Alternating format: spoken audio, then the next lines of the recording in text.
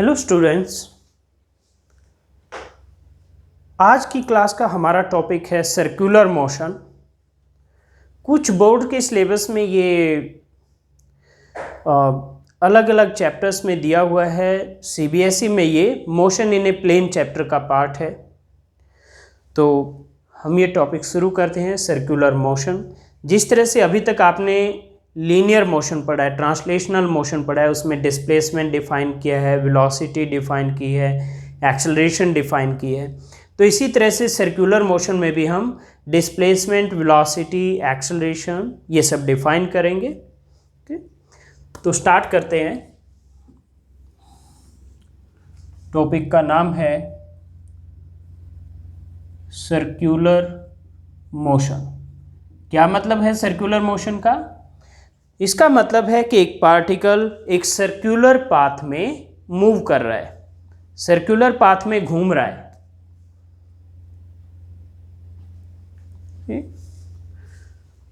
तो सबसे पहले हम डिफाइन करेंगे डिस्प्लेसमेंट। तो सर्कुलर मोशन में डिस्प्लेसमेंट को कहते हैं एंगुलर डिस्प्लेसमेंट। Angular displacement. मान लीजिए आपके पास ये एक सर्कल है जिसमें पार्टिकल मूव कर रहा है और ये इसका सेंटर है। टाइम t पर पार्टिकल यहाँ पॉइंट A पर है और time t plus delta t पर यहाँ पार्टिकल B पर है और r है रेडियस ऑफ सर्कल। r है रेडियस ऑफ सर्कल और जो AB है arc AB, this is delta S। R radius of circle। R is radius of circle। okay? तो इसमें जो ये एंगल बनेगा, इस एंगल को मैंने लिख दिया डेल्टा थीटा। इस एंगल को डेल्टा थीटा लिख दिया मैंने। पार्टिकल पॉइंट A पर है at time t, point B पर है at time t plus delta t, यानी डेल्टा t टाइम में ये पॉइंट A से पॉइंट B चला गया है। तो एंगुलर डिस्प्लेसमेंट को हम कैसे डिफाइन करेंगे? Angular displacement. एंगुलर डिस्प्लेसमेंट कहते हैं इस एंगल डेल्टा थीटा को, और थीटा इक्वल टू L/R होता है। तो ये क्या हो जाएगा? Delta S/R। और इसकी यूनिट क्या होगी? यूनिट होती है रेडियन। तो ये RAD से लिखते हैं रेडियन को। तो delta theta equal to delta S/R radian. तो ये होगा आपका एंगुलर डिस्प्लेसमेंट। फिर है angular velocity. Velocity, linear velocity आपने पढ़ा है, rate of change of displacement. तो एंगुलर वेलोसिटी क्या होगा? Angular velocity. तो एंगुलर वेलोसिटी होगा rate of change of angular displacement. It is rate of change of angular displacement. Angular displacement, इसको हम ओमेगा से रिप्रेजेंट करेंगे। तो एवरेज एंगुलर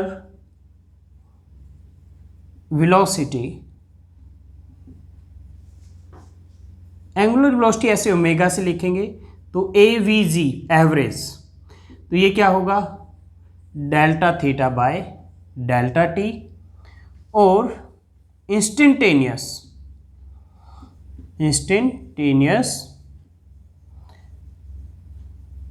एंगुलर वेलोसिटी, इसको ओमेगा से मैं लिखूंगा, ये होगा d थीटा बाय dt। आपने जब ट्रांसलेशनल वेलोसिटी की बात की थी लास्ट चैप्टर में, लीनियर वेलोसिटी की, तो वो क्या था, delta x by delta t average था, और इंस्टेंटेनियस क्या था, d x by D t. तो यहाँ पर delta theta by delta t और d theta by D t. और ओमेगा की जो यूनिट होती है वो है रेडियन पर सेकेंड।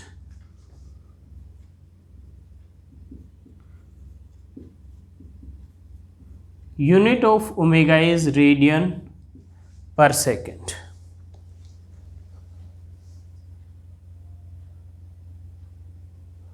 उसके बाद है टाइम पीरियड। टाइम पीरियड क्या है, time taken by particle to complete one revolution, यानी सर्कल का पूरा एक चक्कर लगाने के लिए जो टाइम लगेगा उसको टाइम पीरियड कहते हैं। टाइम पीरियड, टाइम पीरियड को हम कैपिटल टी से लिखेंगे।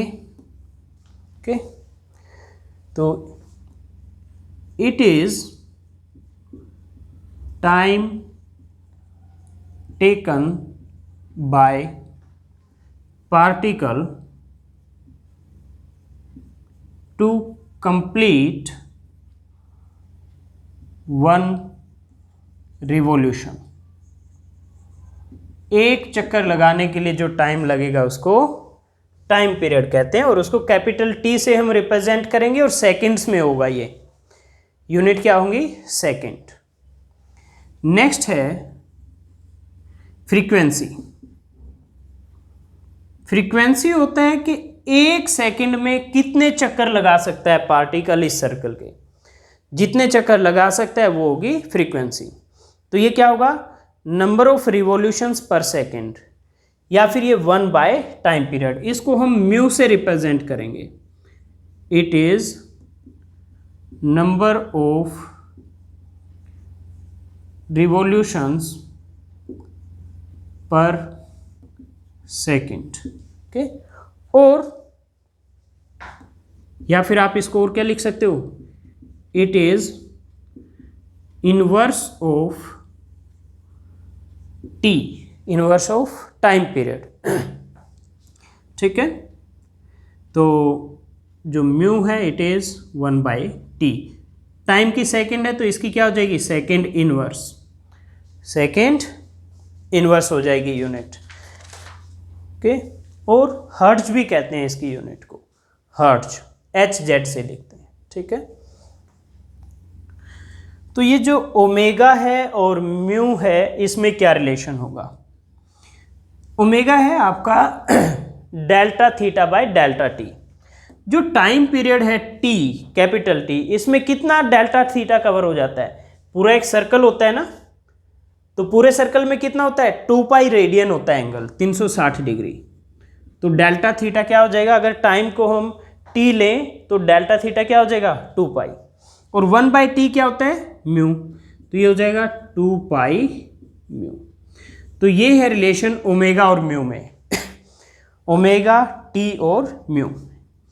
Omega is 2 pi by t और it is equal to 2 pi by 2 pi into mu.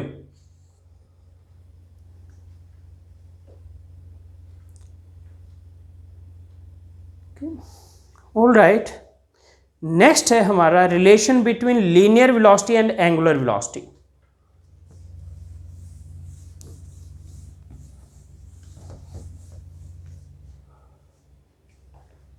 Angular velocity है ओमेगा और लीनियर वेलोसिटी v होगा, जिससे वो सर्कल में मूव कर रहा होगा जिस स्पीड से।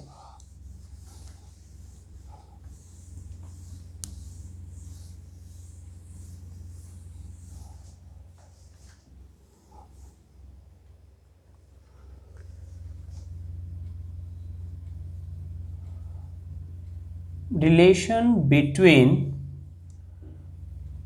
linear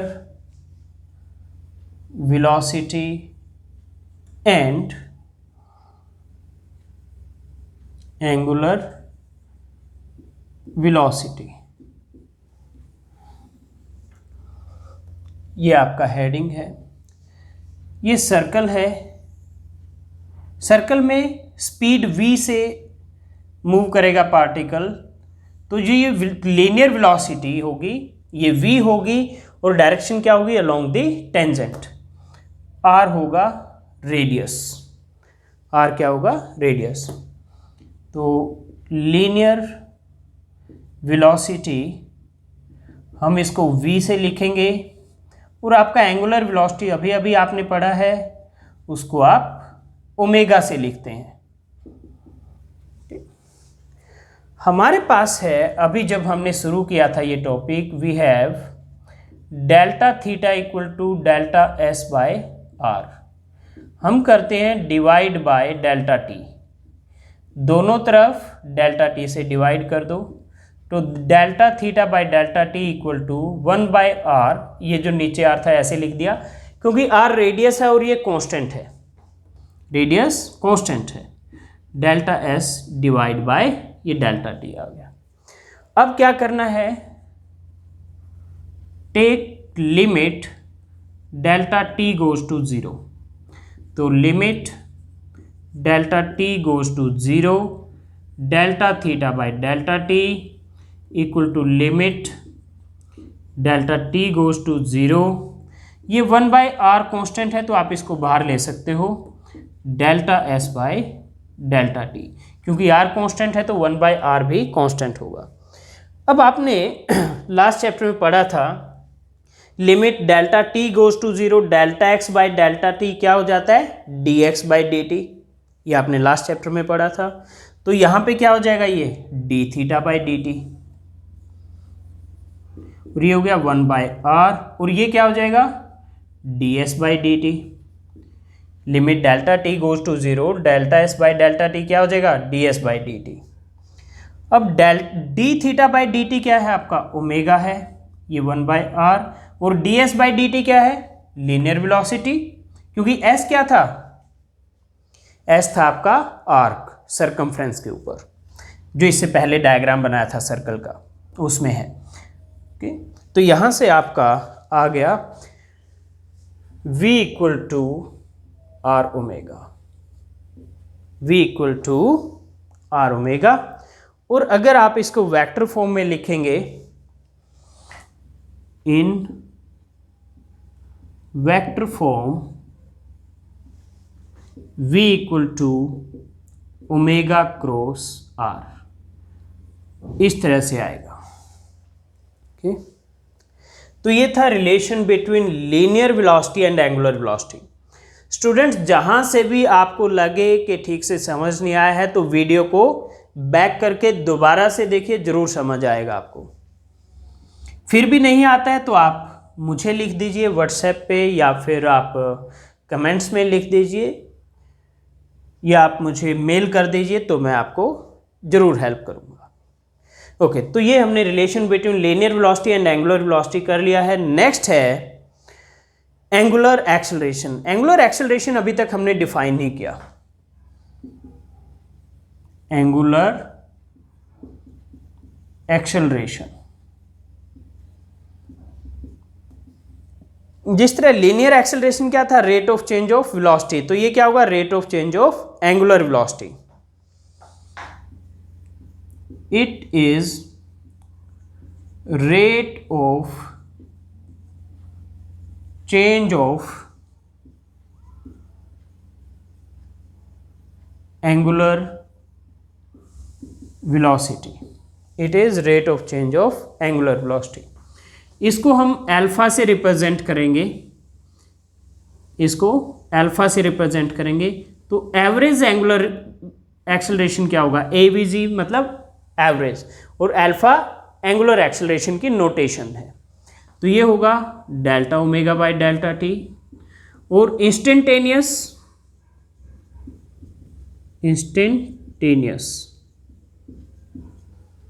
ये होगा D omega by D T. ठीक है, ये है एवरेज और ये इंस्टेंटेनियस, और यूनिट क्या हो जाएगी अल्फा की, रेडियन पर second square. Unit of alpha is radian पर सेकेंड स्क्वायर। अब है relation between linear acceleration and angular acceleration. ये मैं इधर कर देता हूं।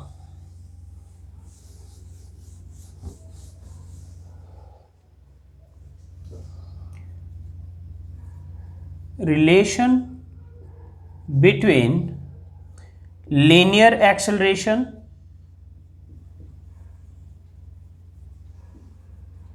and angular acceleration.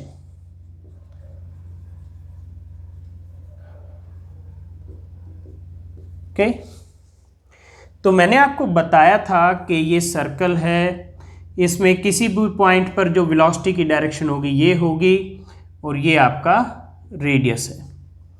तो ये वेलोसिटी v को हमने क्या कहा था, लीनियर वेलोसिटी, और ये क्योंकि अलोंग द टेंजेंट है तो इसको टेंजेंशियल वेलोसिटी भी कह सकते हैं। अगर ये वेलोसिटी का मैग्नीट्यूड चेंज होता है तो उसकी वजह से जो एक्सेलरेशन होगा उसको कहेंगे लीनियर एक्सेलरेशन। अगर इस वेलोसिटी का मैग्नीट्यूड v का मैग्नीट्यूड चेंज होता है तो हम जो एक्सेलरेशन होगी उसकी वजह से उसको लीनियर एक्सेलरेशन कहेंगे। ठीक है, तो हम लिखते हैं यहां पे linear acceleration, linear acceleration will be due to change in, will be due to change in magnitude of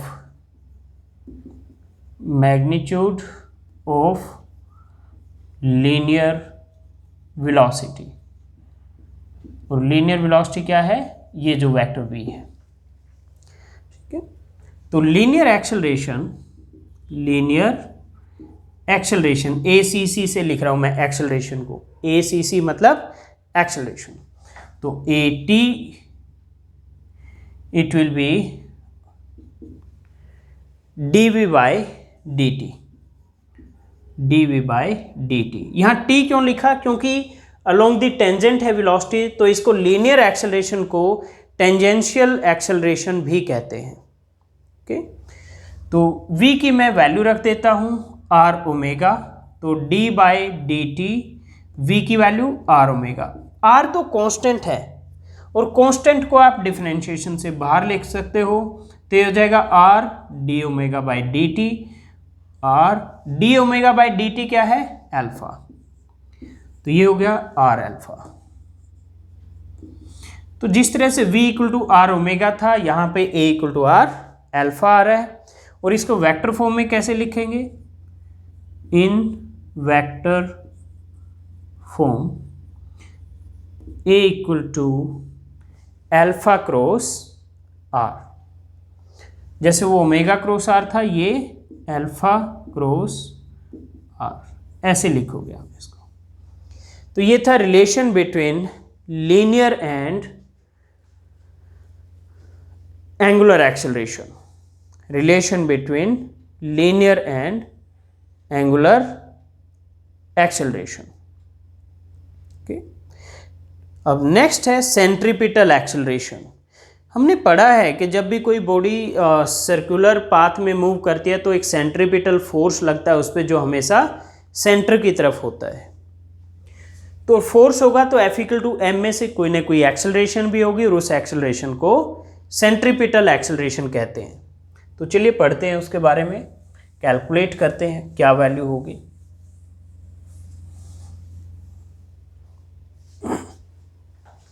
मैं इसको भी इरेज कर देता हूं।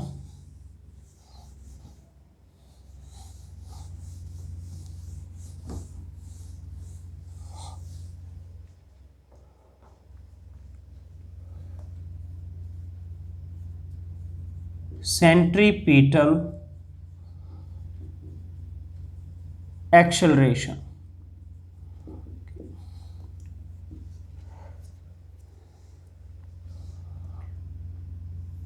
मान लीजिए ये एक सर्कल है जिसमें पार्टिकल मूव कर रहा है, एंड ये उसका सेंटर है, इनिशियली यहाँ पर है और उसकी स्पीड है v1, और कुछ टाइम बाद ये यहाँ पर है डेल्टा t टाइम के बाद, और उसका जो स्पीड है v2 है, तो वेलोसिटी वेक्टर v1 और v2 हो जाएंगे आपके। ये पॉइंट मैं P मान लेता हूँ, ये Q मान लेता हूँ, और मैं पी क्यू को इस तरह से मिला देता हूँ ऐसे। अब मैं इन वेक्टर्स को यहाँ पे ड्रॉ करता हूँ। ये v1 हो गया मेरा, बिल्कुल पैरेलल ड्रॉ करना है मुझे इनको। ये मेरा वेक्टर v1 हो गया, ये मेरा वेक्टर v2 हो गया। तो v1 से v2 जो वेक्टर होगा, ये वेक्टर हो गया v1 से v2। मैं इसको डेल्टा v लिख देता हूँ, डेल्टा v। तो by triangle law, by triangle law, triangle law कौन सा? Triangle law of vector addition. Vector v1 plus delta v should be equal to vector v2. Two vector taken in same order equal to third vector taken in opposite order. तो यहां से delta v आ गया आपका v2 minus v1, delta v आ गया v2 minus v1। और delta v की direction क्या है? इधर है, यानी इसमें अगर मैं करूं तो ये डेल्टा v की डायरेक्शन सेंटर की तरफ आएगी इधर। ये v1 थोड़ा इस तरह से बनना चाहिए था, बिल्कुल पैरेलल इस लाइन के।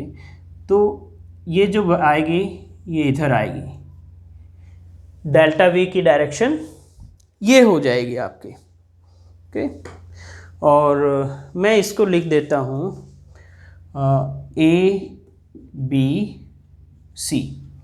यहाँ o p q, यहाँ a b c पॉइंट्स हैं। अब जो ट्रायंगल ए बी सी है और ओ पी क्यू है, they are similar triangle.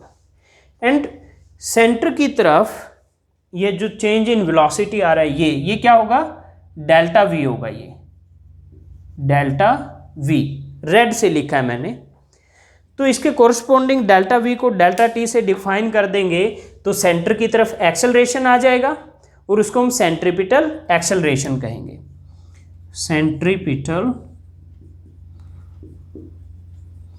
Acceleration, इसको मैं ए सी से लिखूंगा, c for centripetal, c for centripetal, and it will be delta v by delta t. और क्योंकि डेल्टा वी सेंटर की तरफ आ रहा है इधर, तो ए सी भी क्या होगा?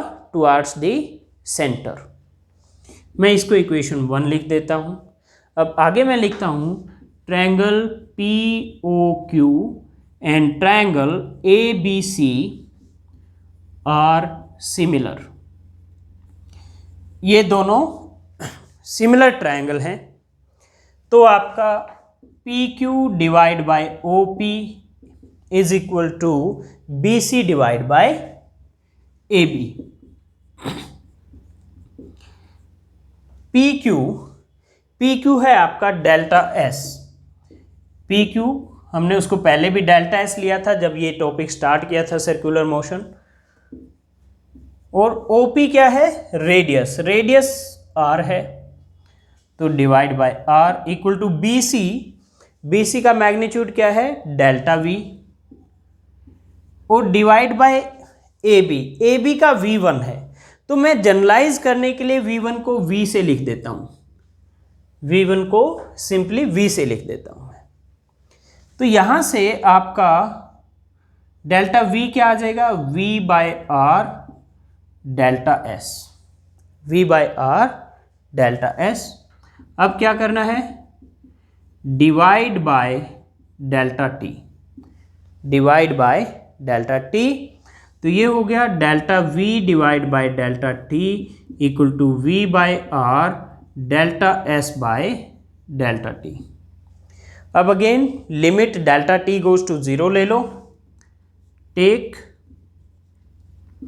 Limit delta T goes to 0। LIM इसका मतलब होता है लिमिट। मैथ्स में भी आप ये यूज करोगे ऐसे ही, पूरा लिमिट LIMIT नहीं लिखते। लिखना चाहो लिख दो, ये लिखिए, लिख देते हैं अगर आपको अच्छा ना लगे। अगर आप LIM लिख के छोड़ दोगे तो भी ठीक है। तो यहाँ पे limit delta T goes to 0। जैसे देखिए यहाँ मैंने LIM लिखा है, delta V divide by delta T equal to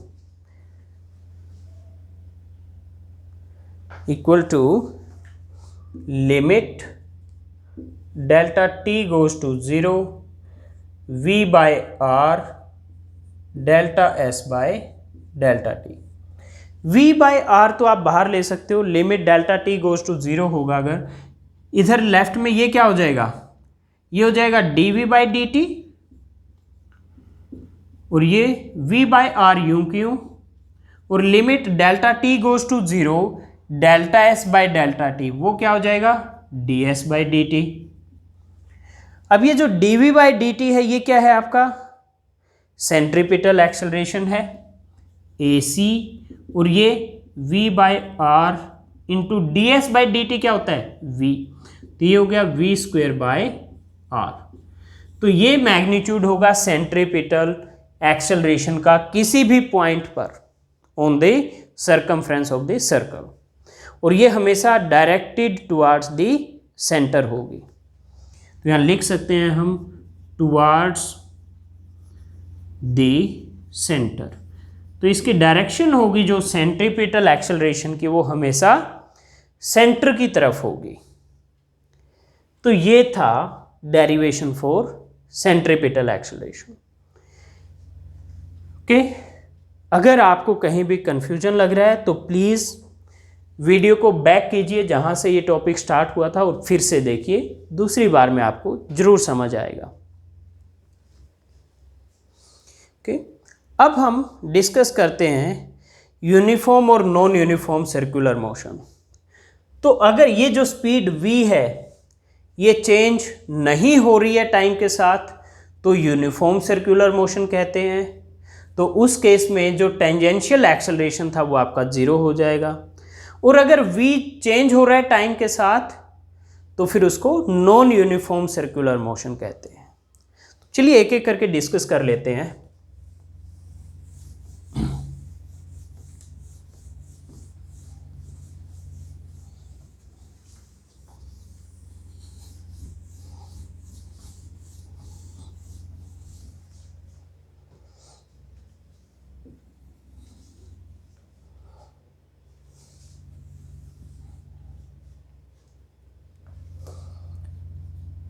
non uniform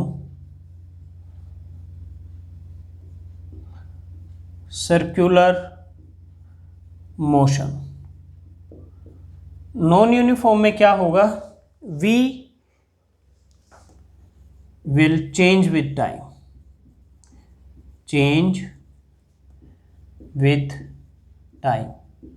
तो उस केस में आपका एक तो टेंजेंशियल एक्सेलरेशन होगा, that will be dv by D t equal to r alpha.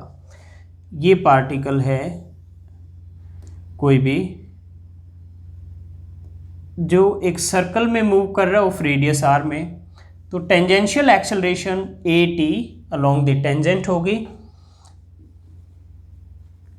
Tangential acceleration a t equal to dv by D t equal to r alpha. ये हमने relation derive किया था अभी, relation between linear acceleration and angular acceleration. तो linear acceleration को tangential acceleration भी कहते हैं, ये भी मैंने आपको बताया था। दूसरा इसमें क्या होगा, सेंट्रीपिटल एक्सेलरेशन होगा जो कि टुवार्ड्स दी सेंटर होगा, AC सेंट्रीपिटल एक्सेलरेशन AC, ये होगा v स्क्वेयर बाय r। तो रिजल्टेंट एक्सेलरेशन क्या होगा,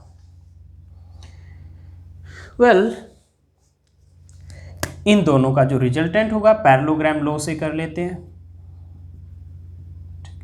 तो ये जो होगा, ये ब्लू लाइन से जो मैंने लिखा ये क्या होगा, रिजल्टेंट एक्सेलरेशन वेक्टर A।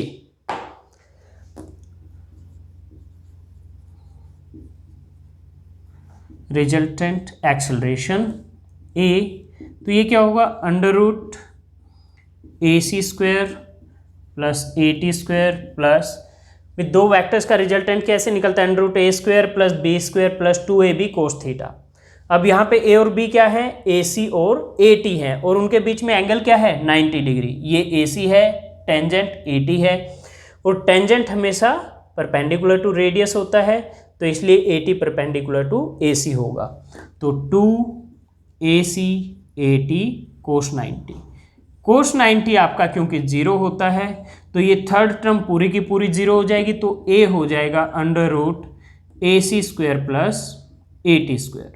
तो ये मैग्नीट्यूड आ जाएगा रिजल्टेंट एक्सेलरेशन का। अब मान लीजिए आप डायरेक्शन भी निकालना चाहते हैं, तो डायरेक्शन के लिए क्या करोगे, ये रेडियस के साथ एंगल रेड पेन से जो मैं बना रहा हूं अल्फा ले लीजिए, रेडियस के साथ एंगल अल्फा ले लीजिए। तो tan अल्फा क्या हो जाएगा, tan अल्फा क्या हो जाएगा, ये मान लीजिए O है, ये पॉइंट P है, ये पॉइंट Q है। तो ये अगर AT है तो ये भी क्या होगा, यहां से O से Q तक AT हो जाएगा, O से Q तक क्या हो जाएगा AT। तो tan अल्फा क्या होगा, AT डिवाइड बाय AC, क्योंकि OP क्या है, AC है। OQ AT के इक्वल होगा और OP AC को रिप्रेजेंट कर रहा है। तो ये हो जाएगा tan थीटा क्या होता है, परपेंडिकुलर बाय बेस, तो परपेंडिकुलर होगा AT और बेस हो जाएगा AC। तो tan alpha equal to AT by AC। Alpha क्या है, एंगल विद रेडियस। तो ये अल्फा आपको रिजल्टेंट एक्सेलरेशन की डायरेक्शन भी दे देगा। तो मैग्नीट्यूड ऐसे निकलेगी रिजल्टेंट की और डायरेक्शन ऐसे निकलेगी। फिर है uniform circular motion. Uniform circular motion, तो इसमें जो v है वो कांस्टेंट रहेगा, v कांस्टेंट रहेगा। तो जो टेंजेंशियल एक्सेलरेशन है dv बाई dt ये क्या हो जाएगी, 0 हो जाएगी। तो इसमें क्या रहेगा, सिर्फ एक ही एक्सेलरेशन लगेगी, वो भी सेंटर की तरफ, centripetal acceleration AC equal to v square by r। तो इसमें जो रिजल्टेंट एक्सेलरेशन भी होगा वो क्या होगा, सेंट्रीपिटल एक्सेलरेशन ही होगा, क्योंकि AT तो आपका 0 है। तो इसमें ये एक ही एक्सेलरेशन होगा, that will be towards the centre.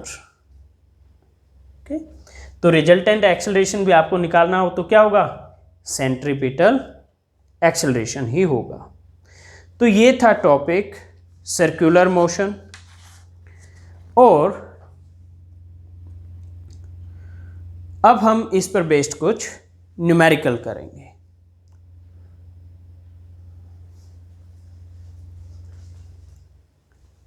तो मैं पहले एक न्यूमेरिकल लिख देता हूं। A body of mass 10 kilogram revolves in a circle of, यहां लिख देता हूं मैं, a body of mass 10 kilogram revolves in a circle of diameter 0.4 meter, diameter 0.4 meter, making 1000 revolution per minute, making 1000 revolutions per minute,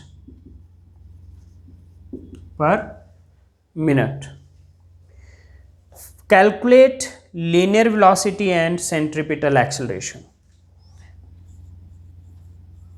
Calculate linear velocity and centripetal acceleration.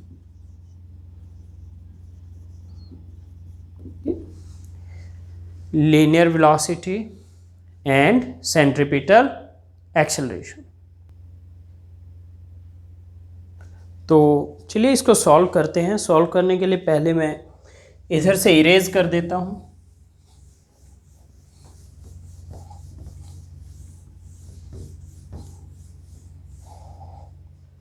तो आपको दिया हुआ है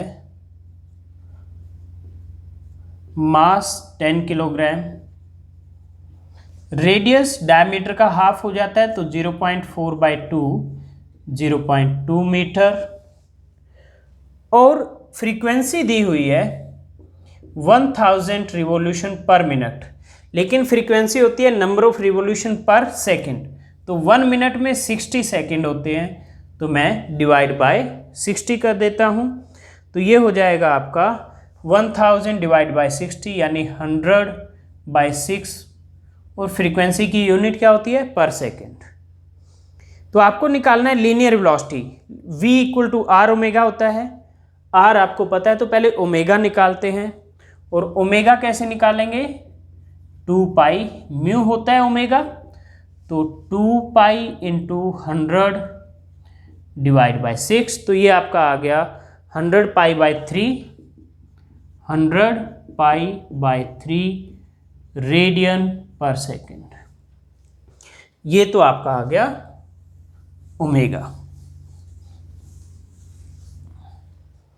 फिर v equal to are omega होता है। r की value है 0.2 और ओमेगा की वैल्यू है 100 पाई बाय 3, तो ये हो जाएगा 20 पाई डिवाइड बाय 3 रेडियन पर सेकेंड, 20 पाई बाय 3 रेडियन पर सेकेंड। फिर सेंट्रीपिटल एक्सेलरेशन AC, ये होता है v स्क्वायर बाय r। आपका v होता है r ओमेगा, तो अगर मैं यहाँ लिख दूँ r ओमेगा तो ये हो जाएगा r square omega square by r, तो ये हो गया ओमेगा स्क्वायर r। तो ये ओमेगा स्क्वायर r के इक्वल भी होता है। तो अगर v दिया है तो ये फॉर्मूला लगा लो, और ओमेगा दिया है तो ये वाला फॉर्मूला लगा लो। तो AC equal to omega square यानी 100 पाई बाय 3 का स्क्वायर इंटू r इज 0.2। तो इसको आप सॉल्व करोगे अगर, ये आ जाएगा 10,000 इंटू 0.2, 2000 डिवाइड बाय 3 का square 9 into pi square, 2000 divide by 9 pi square metre पर सेकंड स्क्वायर। ठीक है, तो ये आ गया सेंट्रीपिटल एक्सेलरेशन। तो आपको निकालना था लीनियर वेलोसिटी, ये हो गया, और सेंट्रीपिटल एक्सेलरेशन ये हो गया आपका। एक और क्वेश्चन करते हैं, तो मैं इसको पूरे को इरेज कर रहा हूं।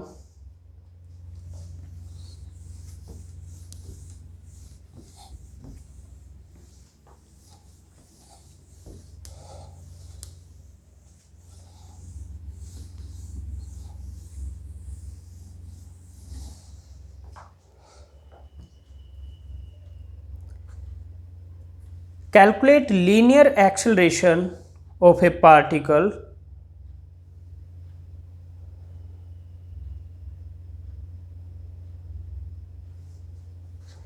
क्वेश्चन है ये,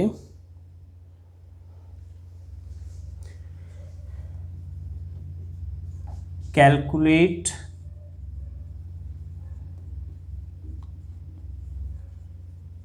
acceleration of a particle, calculate acceleration of a particle moving in a circle, moving in a circle of radius 0.4 metre. Students मैं r को कभी ऐसे लिख देता हूँ, कहीं ऐसे, ये दोनों r हैं। जैसे सर्कल में r मैंने ऐसे लिखा हुआ है और यहाँ इस तरह लिखा हुआ है, तो प्लीज़ कंफ्यूज मत होना। ओके, कई बार इस तरह लिखा जाता है बट एक्चुअल नोटेशन यही है। in a circle of radius 0.4 meter. At the instant when its angular velocity, at the instant when its angular velocity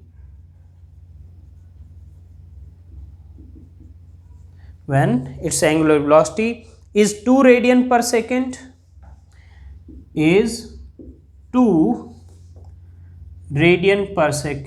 and angular acceleration is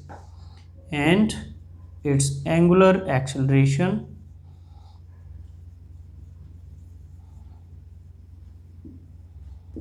is 5 radian per second square. 5 radian पर second square. तो अब हम इसको solve करते हैं। आपके पास circle है जिसका रेडियस है 0.4 मीटर, जिसके लिए आपको ओमेगा दिया हुआ है 2 रेडियन पर सेकेंड और अल्फा दिया हुआ है 5 रेडियन पर सेकेंड स्क्वायर अल्फा। ओके,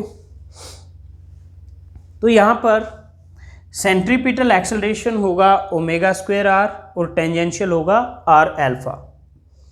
तो a t equal to r alpha 0.4 into 5, तो ये हो गया 2 मीटर पर सेकेंड स्क्वायर। और इसी तरह से ए सी ये होगा ओमेगा स्क्वायर आर, तो ये 2 का स्क्वायर 4 हो जाएगा और इंटू 0.4, तो 2 का स्क्वायर इंटू 4 इंटू 0.4 1.6 मीटर पर सेकेंड स्क्वायर। तो आपने नॉन यूनिफॉर्म सर्कुलर मोशन जो अभी डिस्कस किया था ये उसका केस है, क्योंकि यूनिफॉर्म में ए टी क्या होता है 0, अल्फा 0। तो एक्सेलरेशन ए क्या हो जाएगा, ये हो जाएगा under root a c square plus a t square, तो 1.6 का स्क्वायर प्लस 2 का स्क्वायर, और 1.6 का स्क्वायर आ जाता है आपका 2.56, और प्लस 4 कर दोगे अगर आप तो 6.56, तो अंडर रूट 2.56 प्लस 4, तो अंडर रूट 6.56, और फिर अब आप इसका अंडर रूट निकाल लोगे तो ये आ जाता है 2.56 यानी अप्रोक्सीमेटली 2.6 मीटर पर सेकेंड स्क्वायर। तो ये होगा रिजल्टेंट एक्सेलरेशन। और फिर उसके बाद आपको निकालना है डायरेक्शन। तो आपका था formula tan alpha equal to a t divide by a c, a t है 2 और ए सी है 1.6। ओके, तो ये आपका अल्फा क्या हो जाएगा tan इनवर्स, इसको 20/16 लिख सकते हैं आप, तो 5/4, tan इनवर्स 5/4। और ये अल्फा किसके साथ बन रहा था, with the radius, with radius. Okay,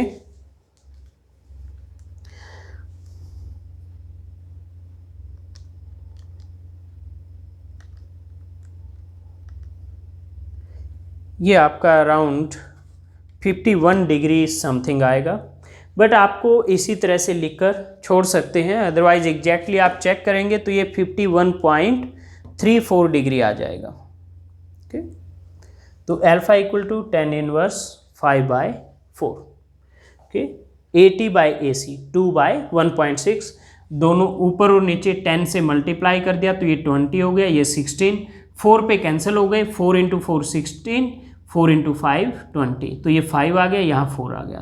तो alpha is tan inverse 5/4 with radius. तो स्टूडेंट्स ये था आपका सर्कुलर मोशन का टॉपिक ये कंप्लीट हो गया। तो अब आप इस टॉपिक को भी अच्छे से लिख के प्रैक्टिस कीजिए। अगर आपको कोई भी प्रॉब्लम आती है आप कांटेक्ट कर लीजिए, और नेक्स्ट क्लास में फिर हम नेक्स्ट टॉपिक के साथ स्टार्ट करते हैं।